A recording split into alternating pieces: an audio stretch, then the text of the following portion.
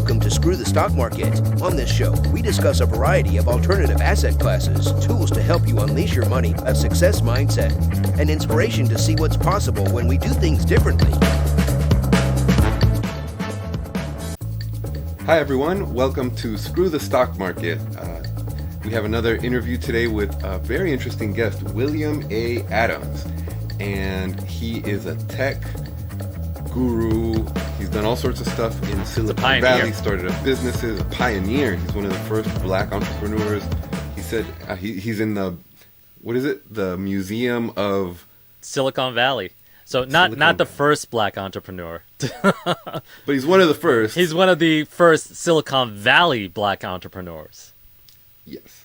So he's done amazing things, and now he's really kind of kickstarting another movement to support minority entrepreneurs in tech. And his big mission is to spark generational wealth within IT black entrepreneurs. So really exciting conversation today. What did you think of the show, Aziz? I thought it was fun. I really enjoyed it. He gave us his perspective on the tech industry, how hard it was to kind of break into Silicon Valley and the tech world, like back during the early 90s booms, what it takes to get into that world now, some of the opportunities and places that you can take a look, whether it's, to pursue a career in tech, if you want to get, a higher paying W-2 to kind of help you support your investment dreams in the future, or to even become an entrepreneur and actually create the next Tesla or next Apple or Google or whatever. So it was interesting. I enjoyed it. I definitely enjoyed it. It was a little bit humbling as well. This is after the interview. We did talk a little bit about dollars and cents and how much the returns on some of these venture deals in tech look like, and it was just staggering. Yeah, and he admitted it, right? It's high risk, high reward, right? So that's kind of the thing we're trying to get away from in our real estate deals. But, he pretty much laughed out loud at the kinds of numbers we throw around at, 15, 20% returns. And he was like, he did like the Ace Ventura kind of thing, because he's looking for 3,000% returns. And he acknowledges, he's like, it's risky, but that's what I'm looking for. So yeah, that's all good. And, portfolio, everyone can take a gamble here and there, but then you got to be safe somewhere too. So yeah, but it was a good conversation, and I think it's really inspiring. I think for me, the part I loved most was when he was talking about some of those hardships back in the 80s, when he was just kind of probably one of the only black people in Silicon Valley, and how he had to kind of deal with his attitude towards overcoming some of those challenges of getting excluded. And it was just really inspirational. That's the kind of stuff that we all need to do. Is we just got to be excellent. We got to believe in ourselves and be confident and keep at it. And his whole attitude towards that whole process and time is very admirable. I mean, he just powered through, and he made it. Yeah, very cool. Well, enjoy the show, guys. I hope you get a lot of value from it, and don't forget to connect with him and with us on our different platforms. All the best. Hi there. Thank you so much for tuning into the show. We work really hard to create a lot of content that is educational and informative. And we also want to be the best listeners out there. We want to understand what you are interested in, what kind of investor you are, what your objectives are. And so we've created a survey at screwthestockmarket.com/survey. And there you'll be able to take the quick survey, and we'll be in listening, and that'll help us be able to create better content, and we can engage more about how we can help you achieve your goals. So again, screwthestockmarket.com/survey. All right, we're on. Ladies and gentlemen, thank you so much for being with us today for another episode of Screw the Stock Market. Today we have the honor of having William Adams with us. William has done all sorts of different things, and it's all relevant to us. So William is an award-winning D&I innovator, engineering trailblazer, and a philanthropist.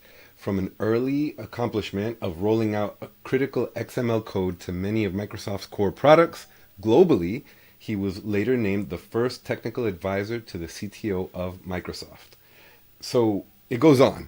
But I want to just give you, it goes on. But I just want to give you a chance to introduce yourself. We're super happy to have you with us, and we're excited for our conversation today. First and foremost, I also want to highlight that William was one of the first Black pioneers in Silicon Valley. So that is a huge accomplishment, and we want to commend you and give you your roses for that as well, because there's not that many of us out there. Yeah, isn't that funny? Because, and for that history, we're rolling all the way back to 1984, 1982. Literally, my brother and I are in the Computer History Museum down in Silicon Valley. That's how old we are. It's huge. Oh, beautiful. But it's not that long ago. But that's a huge That's accomplishment. exciting. So, yeah. So just to round out the who is this dude? So, in case you haven't guessed, I'm a Black dude, 58 years old. I've been in tech my whole life, meaning I got my first computer when I was 12 years old. My uncle gave it to me. So here you go, boy. And the rest is history. But I self-taught a lot of the way, went to UC Berkeley, learned some stuff, started a business with my brother in Silicon Valley, just, doing software. And that was at the time of the birth of Apple, the growth of NVIDIA. What's that? They didn't even exist. We did sales calls with Steve Jobs and just tried to make our way while all these companies were burgeoning. We didn't make it super big, but we were big fish in a small pond every once in a while. And then I went off to Microsoft to do 24 years of service. And along the way, just innovating in not just technology, but in how to transform society based on technology. That's me. Very exciting. Just a squirrel trying to get a nut. I like that. So I'm really excited about transforming society with technology. So we start there. Tell us, what made you reach out? We're really excited to have you on the show. Again, like we mentioned, we're always excited about highlighting minority, Black, immigrant entrepreneurs and telling that story. So tell us maybe a little bit about some of the beginning. You're back there in 1984 getting started. It might have felt a little bit lonely. Tell us a little bit about some of that experience. Yeah, and how did you break those barriers? First, I'll tell you a couple of the barriers, and then I'll tell you what happens because of that sort of stuff. So back then, in Silicon Valley, there wasn't, I won't say there's covert racism, but there was certainly, you're not one of us-ism.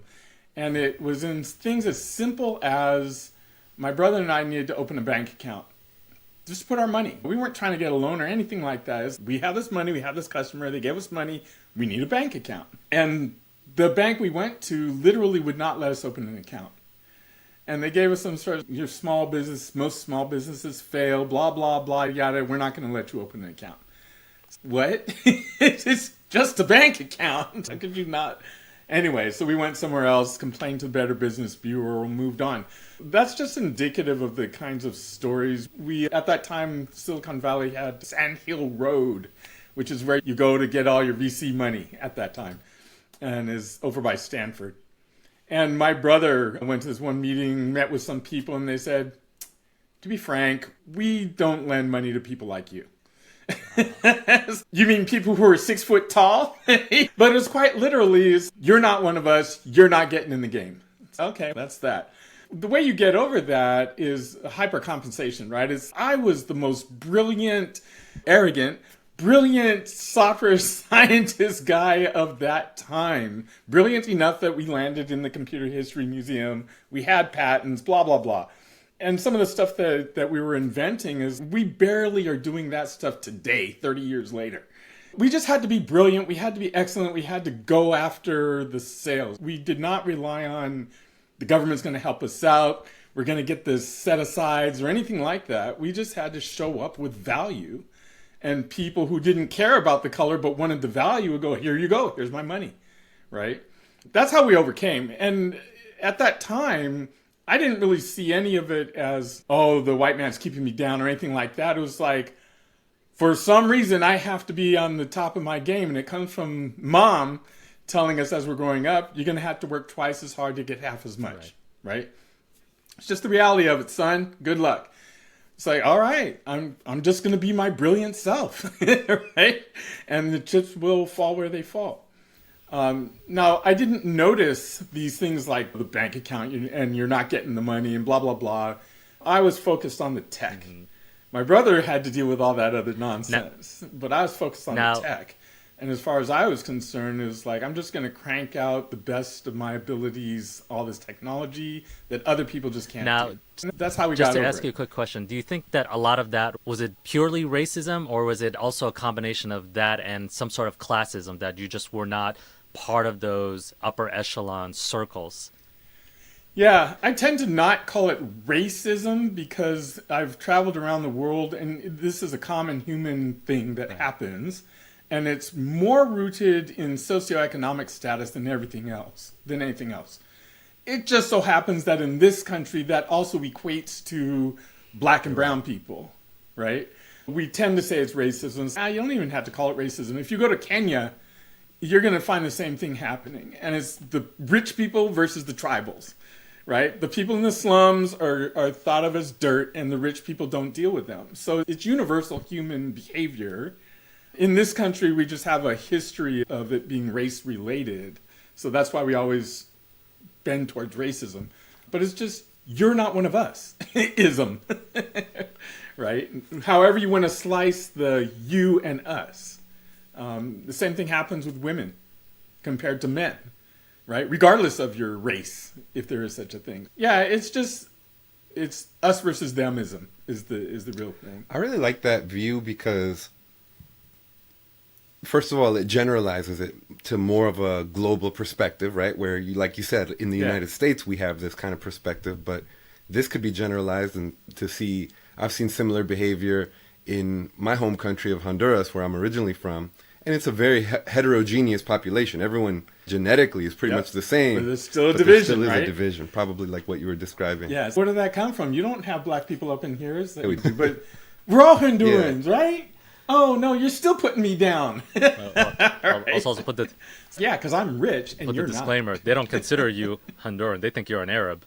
Yeah, which over there, it's like the entrepreneurial class, right? Most of actually, like the big country club in the center of town is called the Arab Honduran Country Club, because probably most of the people there have descendants from, have roots in the Middle East. Lebanon and Palestine, yeah. Should I be so bold? Assalamu alaikum. He's not Arab, though. That's the funny part. Oh, he's not Arab. He just plays one on TV. Exactly. He just looks like one when he goes Yusuf. There. Yeah. All right. Well, William, thank you. And one of the other things I really want to pull out of that, too, is because this applies to all of us today, wherever you are. First of all, the not us-ism, as you describe it, is totally still there. But then... Yeah. In whatever form it takes of exclusion, of feeling like you're on the outside, your attitude is still the one that's probably the healthiest.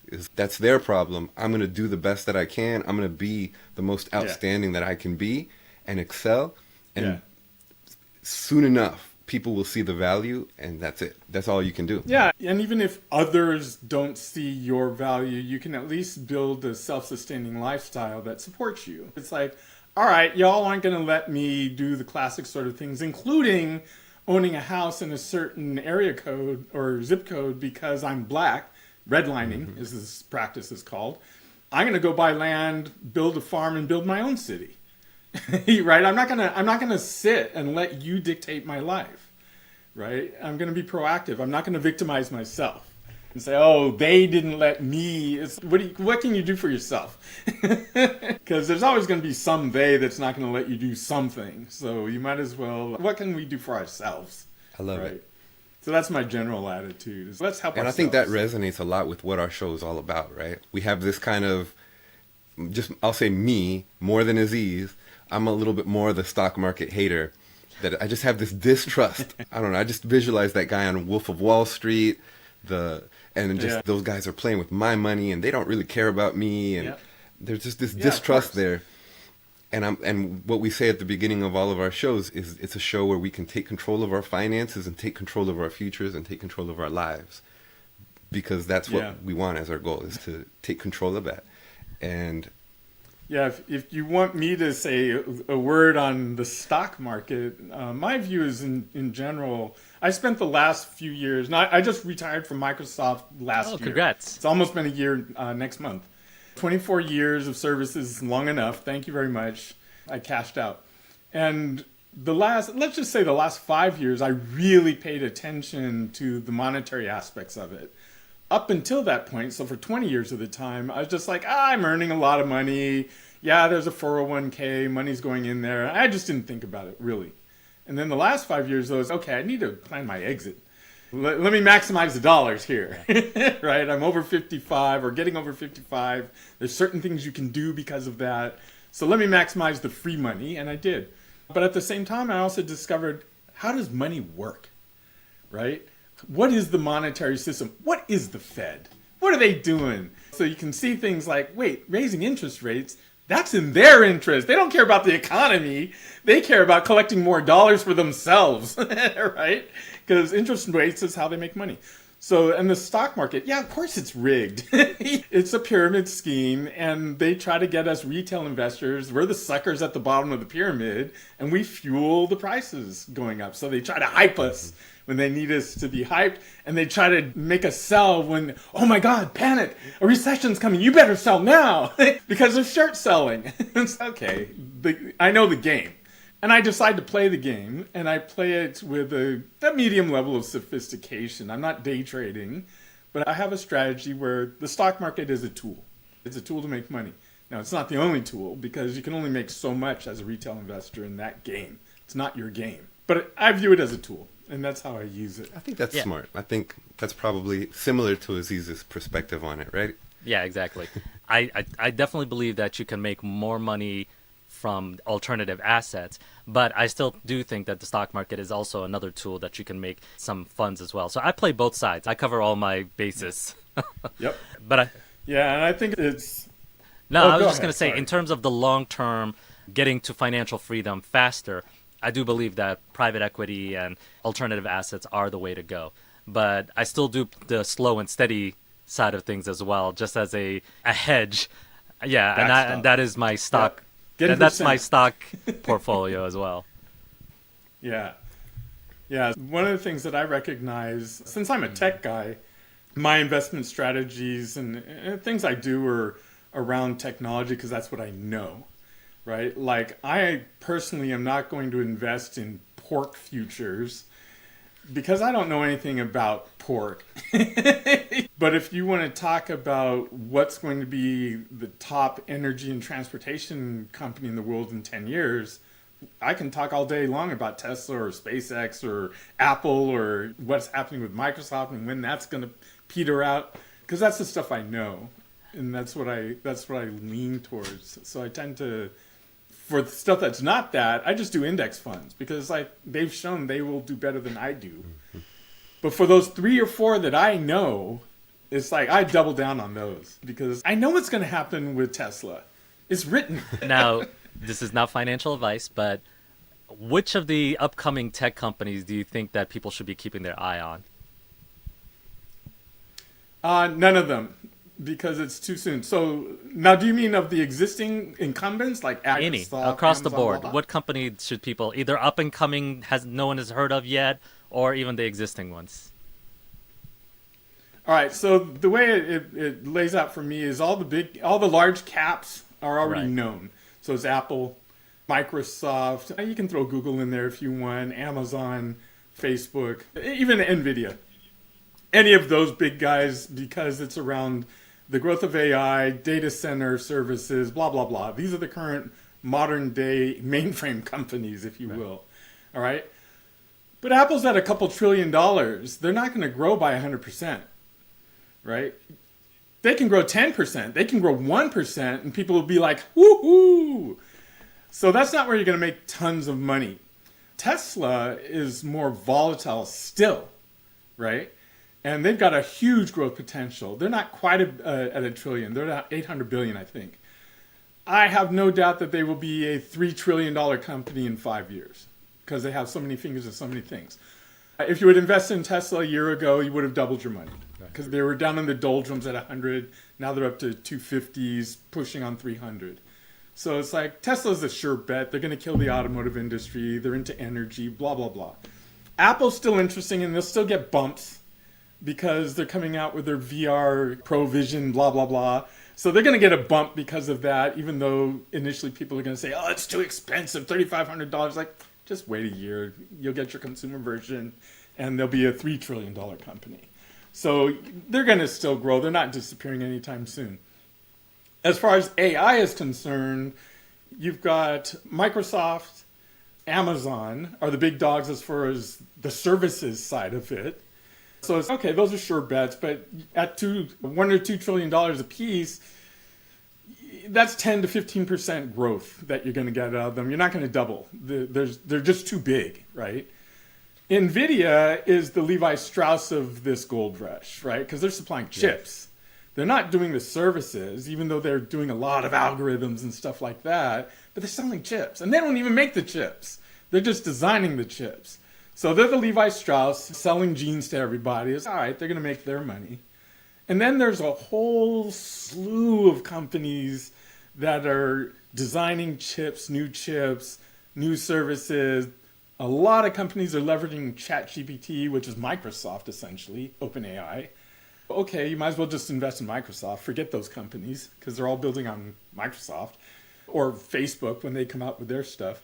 So you can ignore all those companies. It's not until a lot of shakeout has been done. A lot of investing right now is going into CapEx for all those AI companies. Like, oh, we need to buy 10,000 servers and GPUs and blah, blah, blah. Okay. None of that money is going to go into you making a profit. That's just going into CapEx. You're going to tap out before you even got your first year of positive revenue. You're going to get snapped up by one of these bigger guys, right? That's just the way it's going to happen because they're going to run out of money.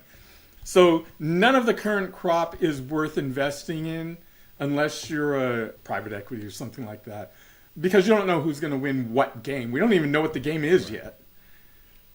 But those chips are going to be sold. Those data centers are going to be built. Microsoft's going to make their money, right? Regardless of the 10 players that don't make it, they're going to make their money. So I wouldn't invest in any of the early crop AI companies. It's not worth it. So I would just go for these existing large caps, and you're going to get your 10 to 15% over the next 2 or 3 years. Separate from that, I'm investing in myself and what I can do with the software, because that's a better bet, right? That's a bet I can control. I'm a software guy, so I'm going to create some services. Instead of investing $200,000 over there for someone else's bet, I'm going to invest $200,000 in my own bet, right? Because I can control it. I know how to judge the market, and I can get a customer to pay for my development, and then that's a more sure return, right? At least I'll get to zero. With them, I'm just going to lose all my money if I'm wrong. With myself, since I have customer in hand, I'm at least going to make my money back that I'm putting into it. So that's a better bet. So there you go. That's the very long answer. For now, I'd keep my powder dry, put it into the large caps, wait and see what's looking like it's going to emerge. Within a couple of years, it'll be more obvious who's going to be the next Google, Amazon, Facebook, whatever. And you're not going to be too late to the game. And it may surprise you. It may be one of the existing people. It may be Tesla in AI. It may be something we've never heard of, just like we didn't know Google before Google showed up. So I think you're safe to save it for 2 years and just accumulate based on some 10% return and then make a big bet, right? Unless you got a real inside view of something. Whew, that was we liked it. We liked it. It was a good answer. But this also now brings us to the other topic in terms of betting on yourself and in terms of doing that in the concept of the tech industry. What are some of the ways that people, particularly minorities and whatnot, can get into the tech industry? One of the things that we talk about regularly is you got to bet on yourself. You got to start businesses. You've got to be able to invest and whatnot. All that takes capital. You need to be able to get those normal W-2, 9-to-5 jobs in the tech industry to make the money to be able to invest, or be able to know how to get your foot in the door to be able to start a business in the tech industry. What kind of advice, what kind of feedback, steps, what have you gone through that you can advise folks on today in terms of leveraging that? Yeah, it starts with recognizing or defining that word, the tech industry. When we were in it 20 years ago, there was the tech industry, and it was different from the rest of the world. The world where you could say, oh, the tech industry is IBM, Dell Computers, Apple, because those were clearly tech companies, right? What's happened over time, and Microsoft, what's happened over time is that tech, generally speaking, has permeated everything, right? The tech industry no longer means just those large cap players. It means everything. Even if so no matter what sector you want to look at, you can look at agriculture. That's really high tech. Everything from tractors with GPS and automated sowing programs that tell them where to drop seeds to drones flying and doing targeted fertilizing. Heavily tech, right? So what I really tell people, and everything else, food delivery, services, definitely. It's like when you go and try to create an LLC online, it's probably being serviced by some chatbot or something like that. That's tech, right? So what I tell people is to get into tech is really get into your passion. You can do this now. You can just say, what are you passionate about, right? Is it food? Is it clothing? Is it cosmetics? Whatever it is, pursue your passion and find the tech angle to it. So if I were into cosmetics, for example, and I'm not starting my own company, but I want to invest in somebody who's in cosmetics, I would invest in a company that leverages technology, whether it's because they use tech to create some sort of model, AI model that determines the best makeup for a person, or they use AI to figure out a best sales strategy for what communities are likely to buy their stuff, or they automated their delivery processes to optimize going from the village where it's made to the market where it's sold. I would say go for that angle. Where are they using technology, right? Is the first way that I would go. So that's your first step, is pursue something that you're passionate about. If you actually want to get into like making tech, I'd still say the same thing. It's like, first find your passion. And then if you're not already like a programmer or something like that, you'll probably find the partner that can do that part of it. But increasingly, you can turn to tools like ChatGPT or Copilot or various other things that will actually do a lot for you. So you can literally today sit down, not at a complete novice, but as someone somewhat familiar with programming, and say, okay, I've got this app that I did, and I need an Android version of it. How do I get started? And ChatGPT will say, oh, you need to download this, give you the links, and do this, and here's the code, and bam, and here's your app, right?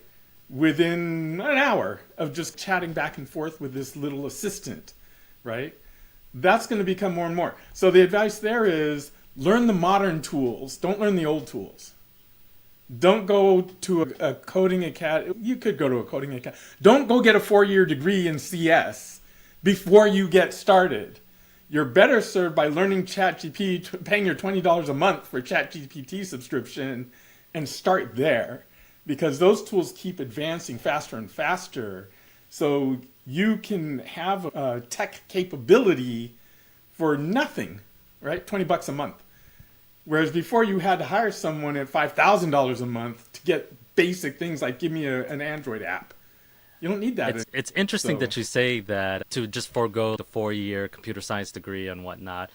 Yeah, it's too slow. Because, some folks that I know that actually work within like in computer engineering and those types of fields right now, I feel like there's a little bit of like snobbery sometimes, because they look at the people who are coming in from the coding academy and getting into these like positions within these tech firms, and they're like, those aren't real programmers. Their work is not that good. I would not recommend anyone to go that route. So it's interesting that you're like a seasoned professional in this, and you're like, that's complete garbage. Make use of the modern resources. Yeah, it is. I'll give you an example. So 25 years ago, when I was hiring people out of college, the key criteria were things like, did you take the programming the operating system course? Did you take the compiler class? Who does that anymore? There's 5 people on the planet that need to know how to write an operating system. Over the last 10 years, who did we hire? JavaScript programmers. Now, 20 years ago, we called those guys script kiddies. And we looked down at them. Right? Are you kidding? All you know is JavaScript and HTML. Now that's the cream of the crop. Right? Do you know the React framework? Or do you know the framework of the week? And those people are now looking down on the ChatGPT people. Right? It's, technology continues. You're now old, right? You can take it as snobbery, but really what you should be looking at is you're about to be replaced. Right. And this was true. We've seen this all the time. Technology marches on. We had, in the 70s, we had switchboard operators for the telephone. And they were all women. And they were literally pulling wires out and plugging them in and connecting phone calls. Then this little thing came along called the switch, mechanical switch. And they were instantly wiped out within a decade or less, 5 years at most. And this used to be job security. Hello, I'm Mabel at the phone company's switchboard operator was a good job. And within 5 years, they were all gone, right? Because the technology marched on. The trick with white-collar workers is we think we're invincible. We've convinced ourselves that we deserve the $250K compensation. And the technology doesn't care about your compensation. You are not that special. You will be replaced. I think it's even more likely. The more you get paid. You're more likely because it's all automatable. I mean, No, I'm super intelligent. It doesn't require intelligence. It's just patterns. Yeah. We did it recently. Right. We replaced one of our video editors because we found that we could do it with an AI software for free. There you go. And that's going to happen even with software developers. Yeah. We are not immune to this. It just hasn't been an issue until to date. But I tell you, over the last year, we've seen companies around the world, software companies, lay off hundreds of thousands of tech workers. Now, part of it was because they overhired during the pandemic, but part of it is they didn't need them anymore, right? We just don't need them. There's so much more you can do with less. They will not be hired back, right? Just put that on the calendars. 2 years from now, did we suddenly hire back all 300,000 or 400,000 of those people? And the answer is no. Hopefully they go off and start new companies, right? But we won't be hiring them back. So all of this was just to say, learn you some ChatGPT, right? And that's really a way to get started down the tech path and follow your passion. Do something that you're passionate about, because chasing someone else's passion, you're just going to make them rich, not you. Now I wanted to spend a little bit of time. There's a term that you coined in our messages before called tequity. Tequity. And so I wanted to give you a little bit of a chance to explain what that means and, again, connect it back to your big message of Black generational wealth. That's something that really excited us. So we want to give you a little bit of chance to talk about those two topics. Yeah, okay. So I'll use a couple of analogies and platitudes to describe what tequity is. But essentially at its core, it says equity in technology is what makes intergenerational wealth, right? And what I mean by equity is not the paycheck. Paycheck just makes you rich in the moment, right? It's, oh, great, I got my $100,000, I bought my Tesla, I'm rich. Then you lose your job and you don't have anything. You have a depreciating thing in the driveway, and that's it, right? So equity, of course, is you have stock in that company. Yeah, you got your 100,000, but you also got 20, 30 shares of stocks. So now you have equity. So even if you lose your paycheck, as long as the company's doing good, you're still got some wealth, right? So that's the essential message, is to tell people, yeah, great, get the high salary, but that's not enough. And for Black and brown people in the U.S., we don't think like this typically. We don't. If you go to, I don't know, any neighborhood of Black folks, middle class, and say, do you have a Fidelity account? No. What's that? Right? We can't even spell stock market. So it's just talking about the difference between equity and a paycheck, right, is what tequity is about. And tech in particular, because I just look at the top billionaires in the world, and out of the top 10, top 6 of them are probably tech related, right? And Bill Gates was on the top of that list forever, and now it's Elon Musk. He's definitely a tech bro. And you don't go down very far and say, wait a minute, half these guys are tech. So obviously today it's tech. In the past it used to be robber barons or industrialists or railroad tycoons. Today it's tech. Okay, so tequity is just pointing out to people, having one of these makes you a consumer of tech. Owning stock in Apple gives you tequity, right? That's the difference. It's like everyone's a consumer of tech. That doesn't mean as Apple gets rich, you get rich. It just means Apple gets rich. And thank you for buying your iPhone.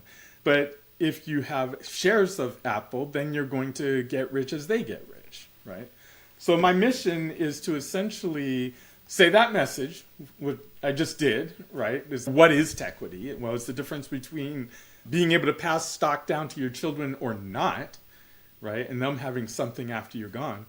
And then how do you get it, right? And part of it is like we just said, you can buy stocks and various things and blah, blah, blah. And the other part of it is, okay, let's say you do in fact want to start a tech company, a company that is based in technology.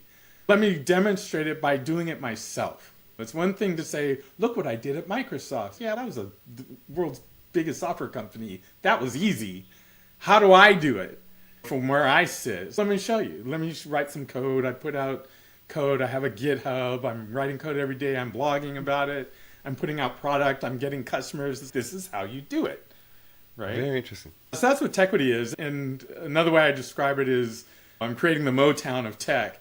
I probably have to update that reference because that's old, but the Motown of tech is essentially saying, gather all the good talent and show them how to be great and how to start their own careers. So the next, this is all dated.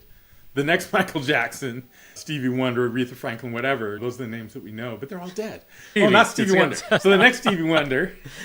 Stevie's going to be kicking it for a long time. You know. Yeah, it's like Berry Gordy was over there pulling all this talent in and saying, look, this is how you dance, this is how you get a contract, this is how you go on the road. So it's the same with tech, right? There's plenty of people out there who have some tech chops, but they don't even know how to get a secretary. They don't know how to do an accounting. They kill themselves in the first year because they don't pay their taxes. They don't have connections to other people that have technologies. I've got technology for you, freely licensed. You don't have to go pay all your money to Microsoft. It's that kind of thing. So Tequity is this whole thing is saying, if you want to do a business in tech and have equity, own your patents, be able to get licensing deals on that sort of stuff. Don't just sell out for dollar contracts. That's what Tequity is all about. And the last analogy is rising tide lifts all boats. If those boats are in tech, let's not be stuck without tech boats because we're just going to drown, right? So that tide's going to rise, and if we're not in the boat, then we're just going to drown on the shore. So that's what Tequity is all about. Now, one of the things that I think about in terms of, I love that concept, but one of the things and the challenges that I see like a lot of people, like minorities in general, have trouble with is access to funding. How do they get past that hurdle? Let's say Alex or I or two of us are trying to start a tech firm or a tech company. We've got a great idea. We've gotten a patent. How do we get seed capital in this type of environment without having any type of connections or knowing anyone? How do we get on that step? Fortunately and unfortunately, really you're going to... All right, so there's stages, right? It's like your first money is you have a day job. So you're going to self-fund as far as you can. Your second source is friends and family money. Your third source is some sort of angel investor. Maybe it's a rich relative or you spark the interest of somebody out there in the world. Hey, I want to invest in you. So those are the first rounds. If you can't get through those rounds, you may not have an idea that's worth funding. So you have to you got to tap that stuff. Hopefully you don't mortgage your house and sell your kids' college tuition and all that sort of stuff. But you typically have to start with friends, family, find an angel investor. The last thing you want to do is take on a, quote, VC or other investor who takes an equity share too early, right? It's like you got an idea, you didn't even do a prototype yet, and someone shows up and says, I'll give you a couple $100,000, give me 49% of the company. Right? It's, that's not going to work out well. So you got to wait. You got to come up with a minimum viable product, right? Your MVP for whatever it is, even if it's a taco truck. Come up with your minimal product. Come up with a customer base. Your build it and they will come is not the best strategy, right? It's best to build something where there's a customer base and they actually want your product. Unless it's extraordinary and the people just don't even know that they want this, right? And then when you do go to get funding, nowadays there are some sources where it's, women only or blacks only, or so there are some funding sources that exist that are more friendly towards women and minorities. It's like you try to tap those. The U.S. government is a huge source of money, billions and billions and trillions, getting into certain government programs, whether it's state, local government, or federal government, might be a way to go depending on what the thing is that you have, right? Going to mixers, all that sort of stuff, and finding out. But the key thing, particularly if you're going into tech, is realizing that things that used to take $50 million to do a startup before are going to be more like $5 million or $500,000, because you don't need as much of the CapEx. You don't need as many of the high-profile programmers to pull it off. So you can focus more on getting a sales partner and stuff like that, getting a finance partner who can chase after money. But the technology, and this is what VCs are going through right now, as things have crashed out in the last year, since the end of 2022, and the VCs pulled back, and they're like, wait a minute, with all this AI stuff, they don't need our $50 million. They only need $5 million. So now they're looking at managing a portfolio of 100 companies instead of 10, right? And they're all at $5 million instead of $50 million. So the environment is changing such that there's a lot more money that's going to be coming down the pyramid to a lot more smaller companies. So I think having a clear plan, a market strategy, a good prototype, all the minding your P's and Q's rather than how am I going to get my payoff so I can go buy my Ferrari, which a lot of people were doing. It's like they just want the payout. And here's my idea, now give me my payout, I'm out. It's no. Get customers, get some revenue, and then go and talk to these people, because they're going to want to fund things that are already moving and already making money. So that's how I look at the funding. And you notice I'm not even stressing the women and minorities. You're not going to get that VC money. Forget the VCs. You're not going to get their money. Don't worry about it, right? Go after these funds that are specifically targeting women and minorities. Go after the friends and family. Friends and family might be enough these days, whereas in the past it wouldn't be enough because, I can only get so far. But no, with the new technologies, it goes a lot further than it would have. Focus on the business plan, focus on the product, focus on getting the customer, make that dollar count, and then worry about after that. If anything, I'm steering away from classic VC and saying, look for alternative routes. Family home offices. I know people who are like, a couple months ago, I met with a friend of mine. She's probably 65. My family's all dead. All the money landed on me. She has literally tens of millions of dollars to spend. She has no children. She's married, but she has no children. And she's just looking around. What can I spend this money on? Tell her, call us. And they're cause enthusiastic, right? They want to help women and minorities. They want to go spend in Africa. There's tons of home offices like that where people are just sitting on millions of dollars and they can't possibly spend it, right? Go find those people. So those are home offices. Like, they're not the VCs that you're used to looking at. Go find look them up on Google. See, and I think that's one of the types of good tips that are super hard, because I don't even think people think about home offices or even know what they are or they even exist, let alone how to look them up. Right. What are some tips in terms of looking those up when you do a search? Do you just do a general search, home offices, or is there particular databases or particular offices you reach out to? Usually it comes through networks. So this is a strong piece of advice, I suppose, is work your network, because you're 6 degrees of separation. Your Aunt Mabel knows somebody at the church who has an uncle who blah, blah, blah. Go talk to him. Don't be afraid to meet with anybody, right? And have your pitch. So you can go yellow page them, but that's not the best route. Is going through your network. And you might be surprised who you know or who your friends know. Just let people know, have a clear business plan, have that elevator pitch ready so that when you go meet somebody at church, say, hey, come on over, meet my Uncle Fred, right? It's, hey, Uncle Fred, hi, how you doing? Let me just tell you about the product I'm working on. Oh, sounds like an interesting thing. Here's a couple $100,000. Don't be afraid to know how much money you want to ask for, right? And have your pitch ready, right? So I think the best way of finding the connections is working through your network. Now you could say, come on, William, my socioeconomic status is such that I don't know anybody that has more than $1 to their name. I guarantee you go 6 levels deep in your network, someone has a rich uncle or aunt or somebody, or they know somebody. and they say, I don't know anybody, but there's this meeting of these equity people over here. Maybe you can go talk to them and make a pitch, right? So you can look for those sort of things, but really it's going through your network first and just trying to suss out where are the people that are looking to match their money with my ideas. Yeah. Right. And it's very interesting. That's the best. I want to ask a little bit, because if you just look up people at random, you're already at a disadvantage. You're looking for some random person. This is like shopping for a used car. You don't know what. I wanted to ask a little bit about going back to your Tequity movement. It sounds a little bit like you're building this ecosystem, and it seems like a few different things. It seems like some sort of an incubator where there's a community where people can run ideas past each other, get advice.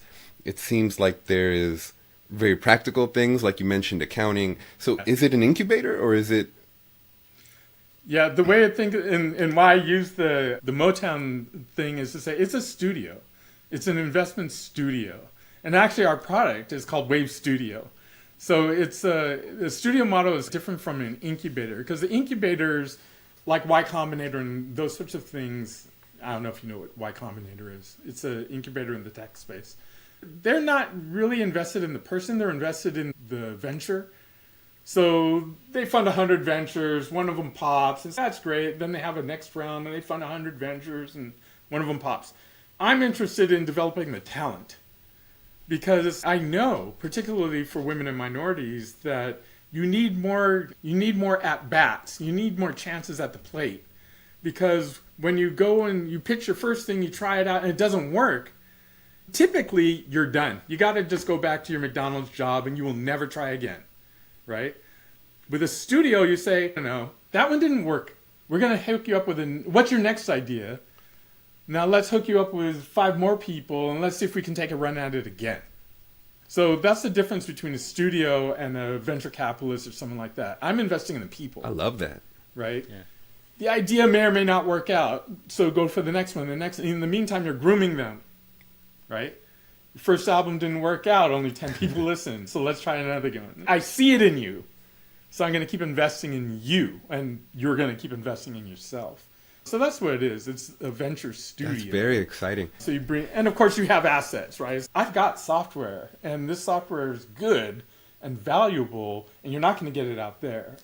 And it's only available to people in the studio, right? Yeah. So yeah, that's what it is. I like that. So is that something that our audience could? Is it a physical place?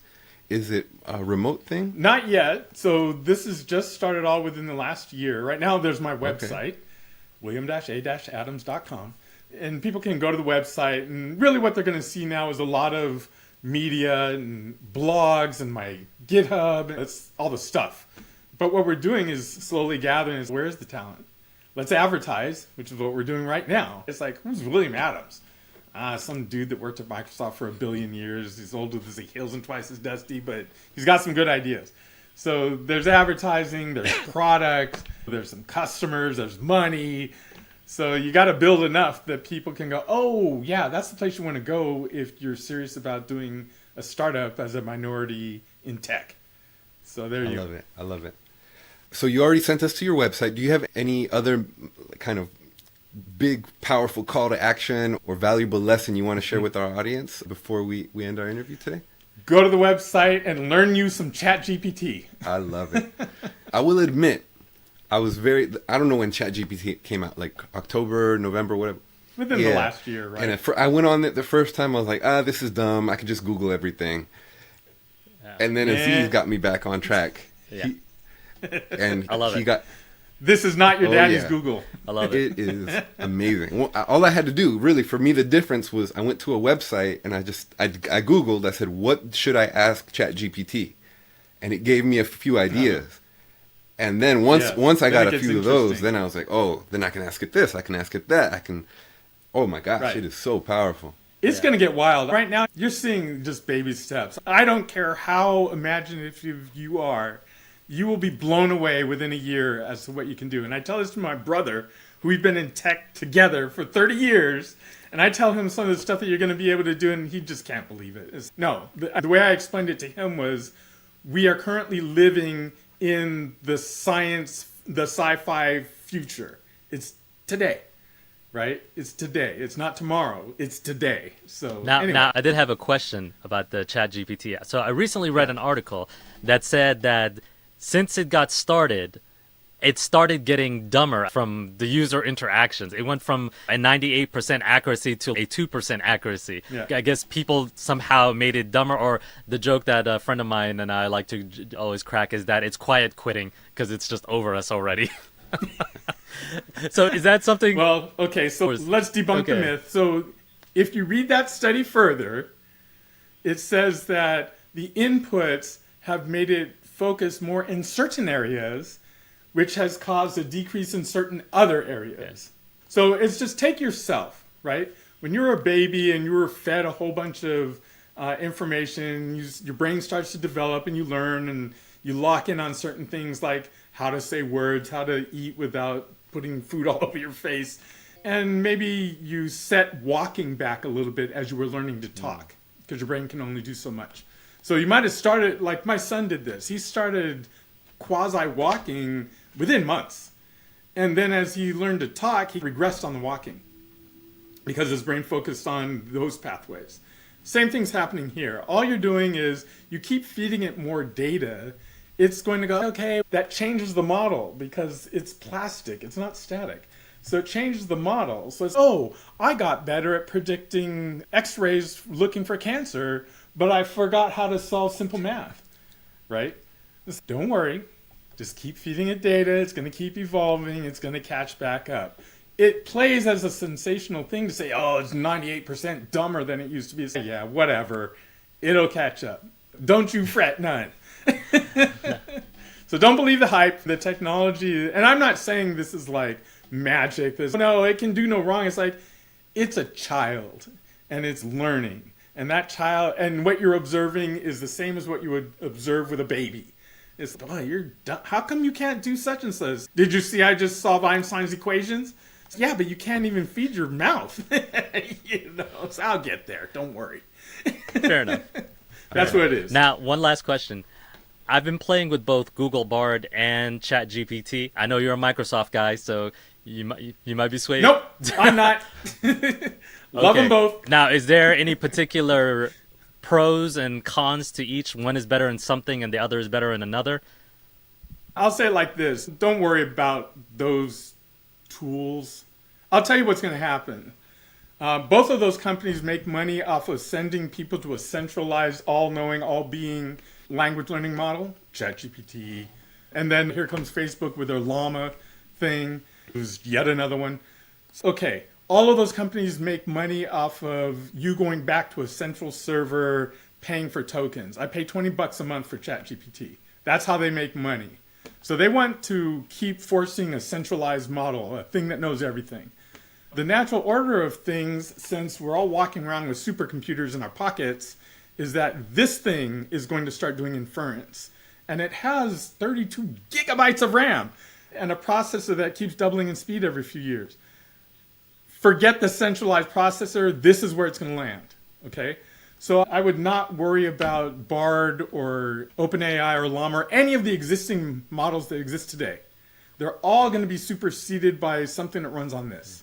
Because you're going to say, yeah, why am I paying you $20 a month when I've got a supercomputer in my pocket to answer questions like, hey, where should I go eat? It's like, why am I paying you $20 a month? So all of those models are going to fall because the models keep improving and getting smaller and more efficient. They're going to land on your phone.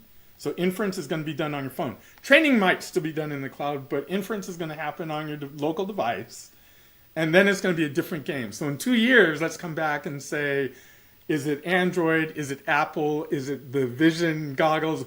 Where is your inference running? Or is it a little pack on your belt, like a little Batman power pack utility thing? That's the real question. Forget about Bard and ChatGPT. They're not going to be interesting in 2 years. Wow. Okay. I'm excited for the future now.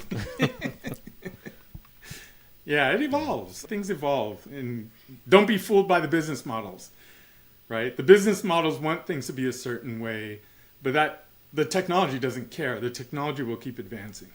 Very cool. William, thank you so much for your time. It's really awesome to meet you. It's really exciting what you're doing. And we hope that we wish you a lot of success, because that means that a lot of our people will be successful too. We're rooting for you. And if there's ever anything we can do to support you or have you back on the show, we'll be really excited to do that. Well, thank you for having me. If we do this again, then we can talk about where did you hide your little gold coins that you bought to hedge your bets. We'll get there next time. Absolutely. Oh, we didn't even talk about Bitcoin and all that other stuff. All right. Okay, we'll leave that one for part 2. Yeah. Part 2. Bless you. Take care. Thank you so much. All right. Bye.